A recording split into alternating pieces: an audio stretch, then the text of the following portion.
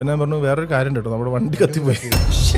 ഞാൻ ഒരു ദിവസം ഓഫീസിലേക്ക് പോണ സമയത്ത് ആൾക്കാർ ബാക്കിൽ വന്നിട്ട് ഹോങ്ക് ചെയ്യണം. അപ്പം ഞാൻ ഫസ്റ്റ് ലൈനിൽ നിന്ന് സെക്കൻഡ് ലൈനിലേക്ക് മാറി. പിന്നെ ആൾക്കാർ വന്ന് ഹോങ്ക് ചെയ്യണം. ഞാനാണെങ്കിൽ ഓഫീസിലൊരു കോളിലാണ്. പിന്നെ ആൾക്കാർ വന്നിട്ട് ഫ്ലാഷ് ചെയ്യുക. പിന്നെയും അപ്പം ഞാൻ ഏറ്റവും സ്ലോവസ്റ്റ് ലൈനിലേക്ക് പോയി. അപ്പോൾ ഒരാൾ ഓവർടേക്ക് ചെയ്ത് വന്നിട്ട് സൈഡ് വന്നിട്ട് പറഞ്ഞു "There's fire on your car" എന്ന്. അപ്പം ഞാൻ പെട്ടെന്ന് സ്റ്റോപ്പ് ചെയ്തു. എന്നിട്ട് ഹാർഡ് ഷോൾഡറിൽ നിർത്തിക്കുക. അപ്പം നോക്കുമ്പോൾ ചെറിയതായിട്ട് ഇങ്ങനെ ചെറുതായിട്ട് ഇങ്ങനെ കത്തുണ്ട്. അപ്പം ഞാനങ്ങനെ ഇറങ്ങിയിട്ട് ഇങ്ങനെ ചെറിയ പിന്നെ വടി എന്തെങ്കിലും എടുത്തിട്ട് ഇങ്ങനെ ആക്കാൻ വേണ്ടി നോക്കിയിട്ട് തിരിച്ചു വന്ന് നോക്കുമ്പോഴത്തേക്ക് ഒരു ബാക്ക് സൈഡ് നല്ലോണം കത്താൻ തുടങ്ങി. അപ്പം ഞാൻ പെട്ടെന്ന് തന്നെ തുറന്നിട്ട് ലാപ്ടോപ്പും കാര്യങ്ങളൊക്കെ എടുത്ത് പുറത്തേക്ക് എടുത്തു. അപ്പം തന്നെ 999 വിളിച്ചു.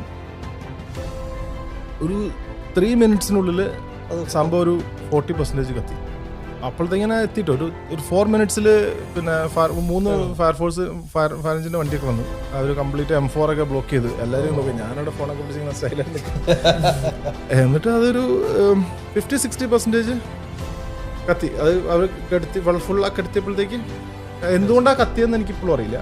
അത് കാരണം കത്താനൊരു ഇതുമില്ല, എന്തോ ഫ്രിക്ഷൻ എന്തുകൊണ്ട് കത്തിയതാണ്. കാരണം അല്ലാതെ എഞ്ചിൻ സൈഡിൽ നിന്നല്ല, ബാക്ക് സൈഡിലാണ്. എന്നിട്ട് ഞാൻ അപ്പം തന്നെ മൃദുലനെ വിളിച്ചിട്ട് ഒരു 2 മിനിറ്റ് വർത്താനം പറഞ്ഞു. എന്തൊക്കെയാണ് സുഖമല്ല എന്നൊക്കെ പറഞ്ഞു.